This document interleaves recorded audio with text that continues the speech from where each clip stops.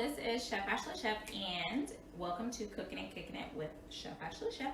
Tonight we're going to be making oven roasted butternut squash with thyme, rosemary, and bell peppers and onions. So normally when I make this, I use chicken sausage, but currently I'm participating in hosting a Daniel Fast Challenge, and so I'm going to share how to make a version of it without meat in it. But you can always add meat to it. I'll show you the kind that that I use, the chicken sausage that I use when I normally make it. So our first step is to get working on our butternut squash. This is relatively cheap at the store. It's usually like 99 cents a pound, a little over $1 a pound. And one thing to help it kind of go a little bit faster is to actually pierce this a couple times with a fork. And then we're gonna put it in the microwave. And that's gonna help cut down on the cooking time just a little bit, and it's gonna make it easier to peel. So, normally I'd say put these in the microwave for about 2 minutes. This one I might do a little longer just because it's kind of big.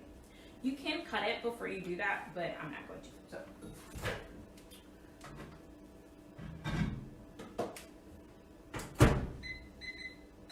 And of course, this depends on how hot your microwave is as to how long it needs to be in there.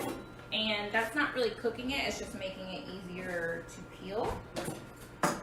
If you don't want to do all that, there's actually pre-cut butternut squash that you can use. Sorry, looking for my peeler. You can buy pre-cut butternut squash, and I can show you some of that as well. It's a little bit more expensive, obviously, because someone's doing all the work for you, but it is an option if you are pressed for time. They have it both in the frozen section and in like the refrigerated section next to like the pre-chopped onions, peppers, things like that. So while I'm waiting for that to do its thing, I'm gonna show you the chicken sausage that I normally use. So this is the kind that I normally use. It's Hillshire Farm roasted garlic chicken sausage, and I usually buy it when it is on sale and stock up on it because you can freeze it.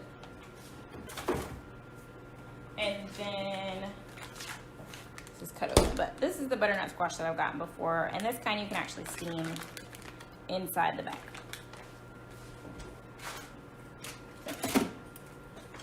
There's that. So while that's working, I'm gonna go ahead and cut up my onions and my bell peppers, or my bell pepper.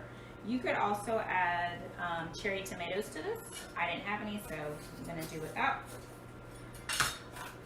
And for this, you can also do broccoli is another good addition. You could do another kind of squash. Since we have that kind, I'm not gonna add a different one. But one of the best things about this recipe is that you're just going to use one pan. So this is a cookie sheet, and that's where the name sheet pan meals come from. And it's basically the idea that you can cook everything on one pan.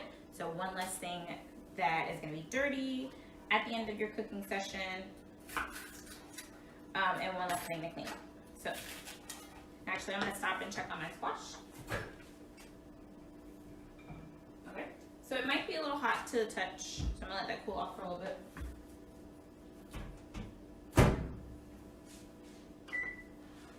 But so back to the sheet pan idea.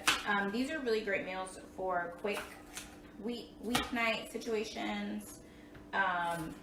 Essentially, you just want to make sure your things are chopped to where they'll cook about the same. They'll cook about equally, and you can kind of control that by when you put it in the oven. So for things that take longer to cook, like squashes, the zucchini squash takes longer to cook, potatoes, you have a couple options. You can cut it up a little smaller than the rest of your ingredients, and what that will do is it'll cook faster. In our case, I'm going to actually make a tent out of my foil so that it's going to lock in the steam and the moisture, and it'll cook faster that way. For things like bell peppers, broccoli, onions, they don't take as long to cook if you want them crunchy. You can leave them in there. You can put them in there at the beginning of your cooking, but I'm gonna do mine later. Nothing bad will happen to them if you add them at the beginning. And one tip while you're cooking is to make sure that you have some kind of garbage bag, bowl situation. That's going to make your prep go a lot faster. You won't have to run back and forth to the trash can. And it just definitely helps out a lot. So, as you are joining, go ahead and let me know what you ate for dinner this week. It doesn't have to be today, and it doesn't have to be homemade. And let me know where you're joining us from. Or joining me, because it's me. And I didn't set up my computer, so I can't see your comments on the side of the camera. I didn't think about that till after, but I will definitely go back through once I'm done and comment to you. So no worries there. I'm just gonna take this top layer off and separate it in a second. One thing I really like about this dish is that it uses fresh herbs in it. If you don't have those, that's totally fine. No big deal. But I'm going to be using some, already rinsed these off, but I'm going to be using some rosemary and some thyme. And one thing that is great about those is those are aromatics, which just basically means that they smell really good. And it's a natural way to flavor your food, which if you are doing the Daniel fast or if you were trying to eat more healthily, then that's a great option because you're not adding extra fat and the calories are kind of negligible, so it's not a huge deal with those. So 2 pluses, and it tastes good. So of course we want our food to taste good. You could use half an onion. I'm probably gonna use half. I'm just cutting all of it just to kind of gauge it.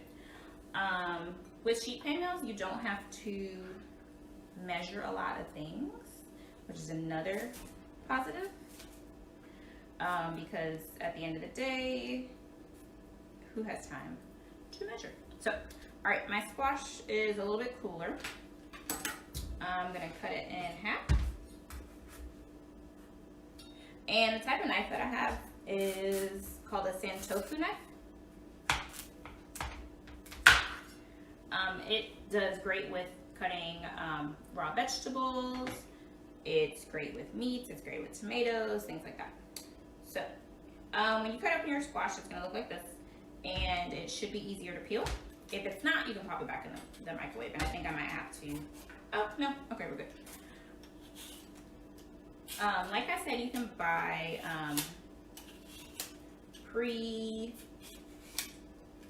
pre-chopped butternut squash. This one was relatively cheap, and so I think it was like 99 cents a pound, so that's why I went ahead and got it. And this peeler that I have is by one of my favorite companies. It's called OXO. I use a lot of their kitchen products because they just are very smart about their designs. For example, their measuring cups are created so that you can just look down onto your measurements. You don't have to like do this situation and wait for it to level out. It just is leveled so that you can see what it looks like while standing, which is genius. So love them, and I can add a link to that in the comments as well. When you're cutting the squash, you want to be careful because it gets slippery. So I'm actually going to get a paper towel to make sure it doesn't go flying across my kitchen, because knowing me, that's what would happen. So I'm gonna move these over. And also, let me know if you've ever tried butternut squash before. It's kind of one of those that has become more hip and trendy and cool.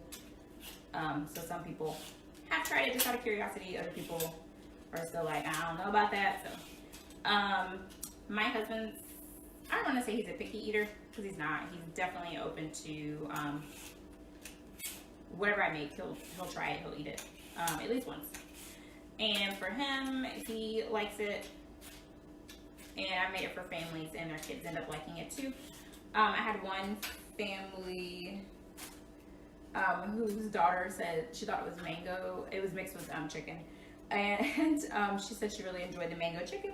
And at first I was like, I don't know what you're talking about, but then I realized she meant the butternut squash. So the flavor's pretty mild, and it's not as squishy as some of the other squash. So if you're not a big squash eater, if you're not down with like the mushy situation, then this could be a good option for you. It's also good if you like to spiralize things. So if you have like a veggetti or a spiralizer attachment on your food processor, then it's a good option for that too. All right, so I'm only gonna do this half for time's sake. And so it's pretty much peeled. I'm gonna chop off the end, so that's why I'm not really worried about that. And I picked this side because I won't have to scoop out the seeds. If you cut this side in half, there's seeds inside. You just scoop them out with a spoon. No big deal, but just trying to save time. So then I'm going to cut it in half again. And it is slippery. Just want to make sure I don't cut myself. Okay. And then I'm just going to cut it into cubes. So one thing that helps is to flip it so it's flat, and this works with any vegetable or any kind of food that you're chopping. The flat surface, if you put it on the actual cutting board, you have less likely of a chance of it falling on the floor. But if you're cooking and you haven't dropped anything on the floor, are you actually cooking is my question, because I'm notorious for dropping things on the floor. So I'm going to cut this in. So I cut it horizontally. I'm going to cut it once again. And I just want to get some cubes out of it. And I wouldn't say that you have to stress about having it cut exactly evenly, but the more even that you cut it, the more evenly it's going to cook. So if you have a lot of tiny pieces, so like right now, I did it half and half like that. And then I'm going to cut this in half this way. If you have a lot of tiny pieces, those are going to cook a lot faster, and it's going to change your cooking times, which once again, is not a huge deal. But if you purchase the pre-cut options, then you don't have to worry about any of that. You can just do your thing, because they'll be cut relatively the same size. So as I'm working, if you have any questions, definitely drop them in the comments. If you know somebody who needs something new to try, then definitely tag them. If I were using, if I were using the chicken, because that chicken is already, the chicken sausage, because it's already pretty much pre-cooked, I don't have to put it in as long as I would the squash. But I could, so it's up to you. You could also sear the chicken ahead of time, but that just adds an extra step, so you might not feel like doing that.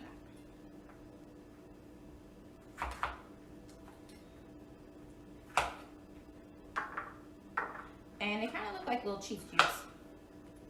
So I said I'm going to make a tent, but I'm actually going to do one half of it outside of the tent and then the other half inside, just to kind of photograph some differences of how quickly it cooks with or without it. If you do the aluminum foil tent, then you could probably have this done in about 20-25 minutes. And that also depends on how you like your squash. So if you want your squash pretty squishy, you might want to cook it a little bit longer. So, alright, so I'm going to do a couple more just for demonstration's sake. And then I'll make my tent.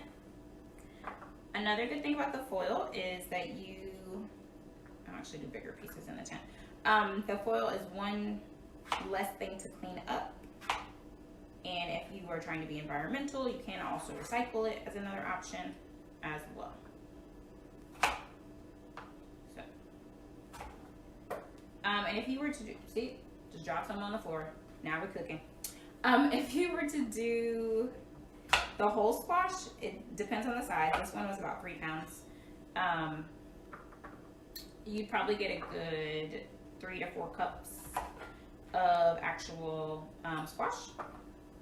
So that would be a good amount of meals that you wouldn't have to make something every night. So that's always a plus too. All right, so I'm gonna quickly, okay, I'm gonna make my tent. And I'm just doing a half just to kind of show the options. You can do both, up to you. So I could do a bottom layer of the foil, and then I could seal it up on the top layer, or I could just do one continuous little kind of tent pocket situation. Either one. And the ones that I'm putting inside the tent are a little bit larger, but they're gonna cook faster, so that's fine. And I'm also gonna drizzle some olive oil on this. You can use avocado oil, grapeseed oil, canola oil would also work too. Totally up to you. If you are doing the Daniel Fast Challenge, you of course want to pick an oil that is plant-based, but you probably want to avoid oils like vegetable oils just because they have they're not as healthy for you. So, all right. So while I'm chopping this, I'll tell you a little bit more about the Daniel Fast Challenge. And so it's a 21-day challenge, and it comes in the form of daily email devotionals straight to your inbox. And they're also available through a separate site in case you miss a day, or in case you want to look at them all at once. If you're somebody that's like, I need all my information at one time, I got you covered.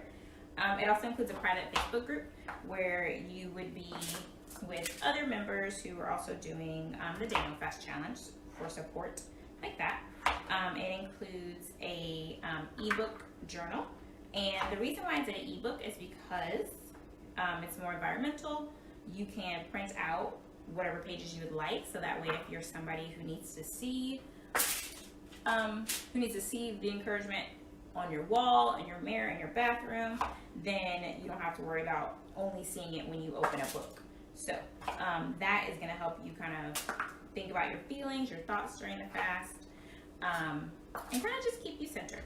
So if let me go back. If you've never heard of the Daniel Fast, it's based, of course, from the Bible, and it is essentially a time where Daniel from the Bible didn't eat meat, or some translations say pleasant foods for 21 days.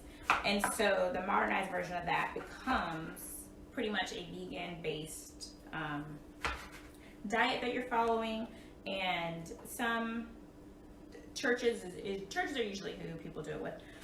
Some churches also add in no added sugar, no heavily processed foods, and that's the version that I also follow too, because along with the challenge you receive meal plans, recipes. This is actually one of the recipes inside of the Daniel Fast Challenge, and the grocery shopping list, so that way you can spend your time focusing on your faith instead of worrying about what to eat, instead of focusing on the food. So that's a little bit about the challenge.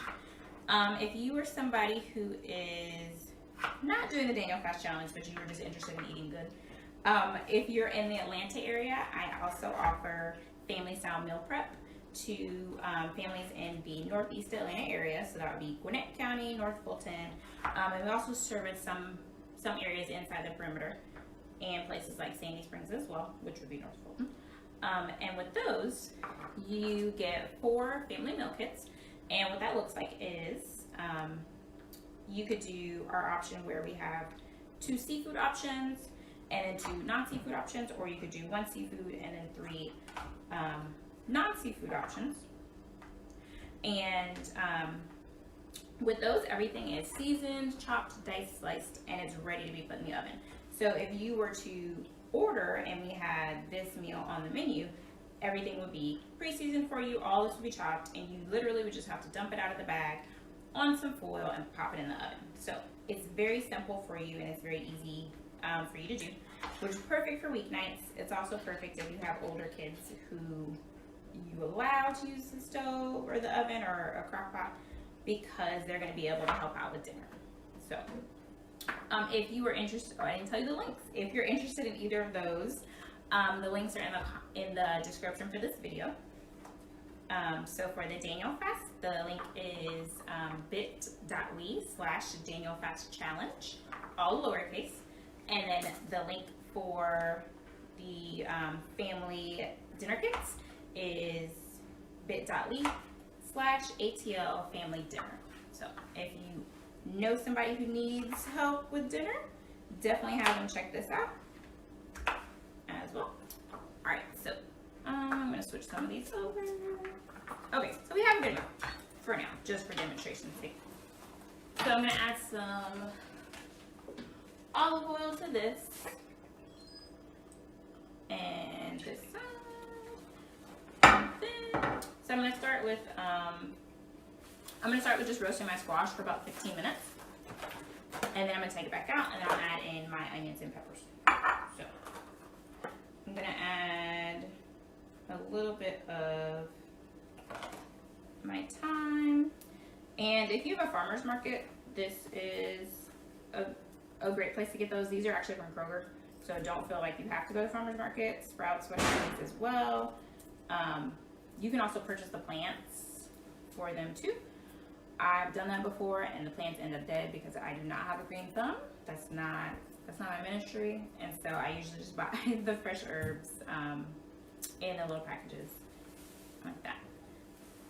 So we've got some thyme going on, and we're gonna add some rosemary.